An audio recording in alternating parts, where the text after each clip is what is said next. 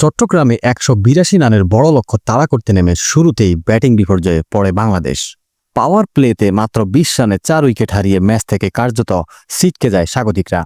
শেষ পর্যন্ত তাওহিদ হৃদয়ের একার লড়াই সত্ত্বেও প্রথম টি-20তে আয়ারল্যান্ডের কাছে ৩৯ রানে হেরেছে বাংলাদেশ। তানজিদ তামিম, লিটন কুমার দাস, পারভেজ হোসেন ইমন ও সাইফরা দ্রুত ফিরে গেলে জাকের আলীকে নিয়ে ৪৮ রানের জুটি গড়ে বিপর্যয় সামাল দেওয়ার চেষ্টা করেন হৃদয়।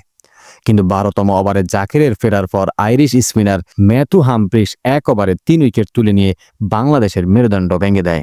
এক প্রান্ত আগলে দেখে তাওহিদ হৃদয় ৫০ বলে ৮৩ রানের ক্যারিয়ার সেরা ইনিংস খেললেও দলের হার এড়াতে পারেননি। সতীর্থদের আসা যাওয়ার মিছিলে বাংলাদেশের ইনিংস থামে ১৪২ রানে। এর আগে হ্যারি টেক্টরের অপরাজিত ৬৯ এবং টিম টেক্টরের ৩২ রানে বর করে ১৮১ রানের চ্যালেঞ্জিং পুঁজি পায় আয়ারল্যান্ড। বাংলাদেশের বোলারদের মধ্যে তানজিম সাকিব ৪১ রানে ২ উইকেট শিকার করেন।